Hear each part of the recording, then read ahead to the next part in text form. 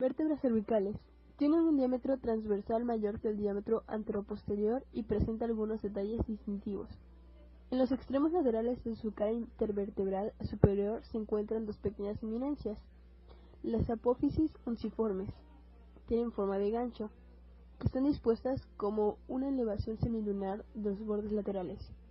En los extremos laterales de la cara inferior del cuerpo hay dos pequeñas escotaduras que sirven para la articulación con la apófisis unciformes de la vértebra subyacente. Estas escotaduras laterales le dan a esta cara una forma convexa. El foramen vertebral es triangular de gran tamaño en relación con el cuerpo y con una base anterior más amplia. La apófisis espinosa es corta, un poco inclinada hacia abajo, con un surco en su borde inferior, está bifurcada en su vértice. Las apófisis transversas están implantadas a cada lado del cuerpo, tienen un surco en su cara superior para el recorrido del nervio espinal. Su vértice presenta dos tubérculos. En su base existe un orificio, el foramen transverso, que también está limitado por el pedículo de la vértebra.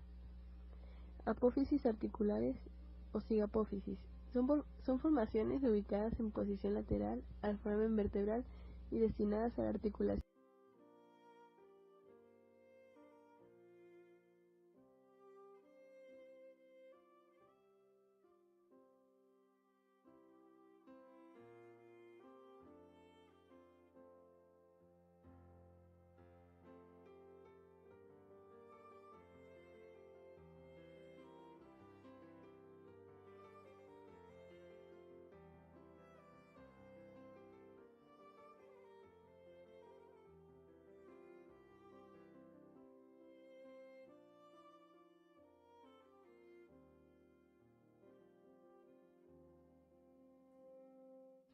Vértebras torácicas tienen un diámetro sagital en tamaño similar hacia su eje transverso.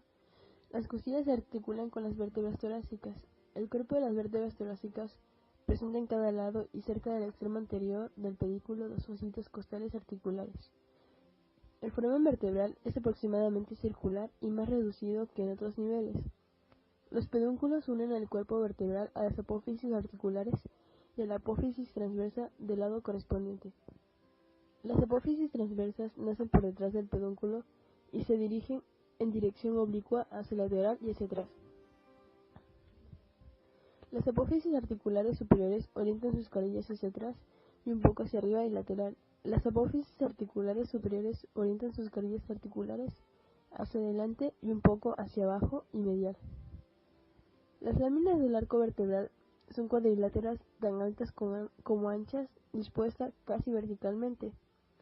La apófisis espinosa es larga, de forma prismática, triangular en la sección y fuertemente inclinada hacia abajo. Termina en una punta que se encuentra a la altura del cuerpo de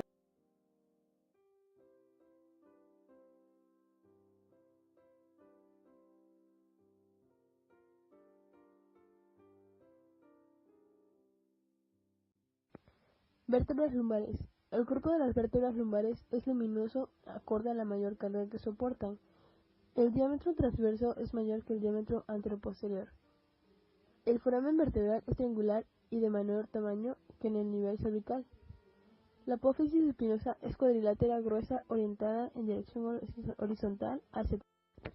Las apófisis costales o costiformes son largas y finas. Se desprenden de la parte posterior del pedículo. En la cara posterior de la base de cada apófisis costal se encuentra la apófisis accesoria, que corresponde al origen embriológico que forma la apófisis transversa en otros niveles vertebrales. Las apófisis articulares tienen una dirección vertical. Las carillas articulares superiores presentan forma cilíndrica cóncava cuyo eje es vertical y están orientadas hacia atrás y medial. Las carillas articulares inferiores representan cilindros convexos y verticales y orientados hacia lateral y adelante. En el borde posterior de las apófisis articulares superiores se encuentra una protrusión más o menos desarrollada, la apófisis mamilar. Las láminas son cuadriláteras, más altas que anchas y dispuestas prácticamente en dirección vertical. Los pedículos tienen una dirección anteroposterior. Las escotaduras inferiores son mucho más profundas que las superiores. El foramen intervertebral tiene forma oval, con el diámetro mayor orientado verticalmente. La primera y la última vértebra lumbar presentan Primera vértebra lumbar. La primera vértebra lumbar tiene como característica particular que su apófisis costal es de menor tamaño que la de las otras vértebras. Quinta vértebra lumbar.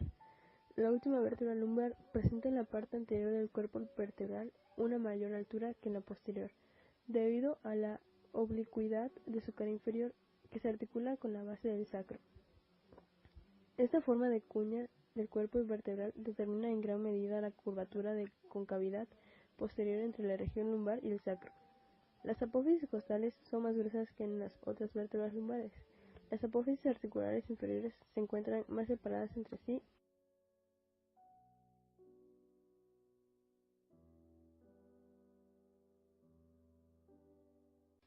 El hueso sacro está formado por la función de las 5 vértebras sacras.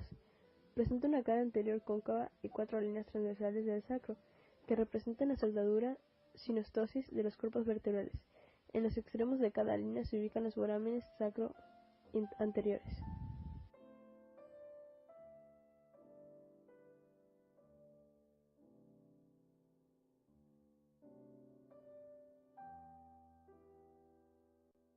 El coxis es una pequeña pieza de hueso de forma triangular que está formado por la fusión de entre 3 y 5 vértebras. La superficie superior del cuerpo de la primera vértebra coxígea se articula con el vértice del sacro. Por detrás de este cuerpo se encuentran dos apófisis denominadas astas del coxis, que son equivalentes a las apófisis articulares de otros niveles vertebrales. El coxis se articula mediante estas astas con las astas del sacro. Los cuerpos de las restantes vértebras coxígeas se encuentran fusionados y son de tamaño progresivamente menor hasta terminar en un vértice que corresponde al extremo inferior de la última.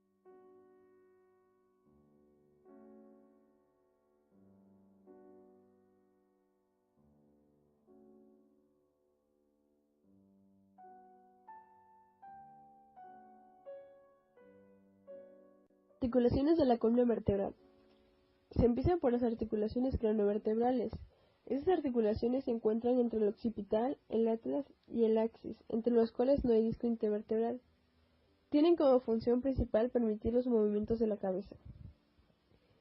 Articulación atlanto-occipital. Superficies articulares de la articulación atlanto-occipital son el cóndilo del occipital y la carilla articular superior del atlas. Cada articulación atlanto-occipital, derecha e izquierda, es una articulación sinovial de tipo elipsoidea. En la cara inferior del occipital lateral al foramen magno se ubica el cóndilo occipital. Articulaciones atlantoaxoideas. Son dos tipos de articulaciones, las laterales y la media. En la articulación atlantoaxoidea lateral, cada articulación atlantoaxoidea son equivalentes a las articulaciones entre las apófisis articulares de las vértebras más inferiores. Es una articulación sinovial plana. El atlas presenta su carilla articular inferior en la cara inferior de la masa lateral, orientada hacia abajo y algo oblicua hacia medial. La articulación atlantoaxoidea media se produce entre el diente del axis y el arco anterior del atlas.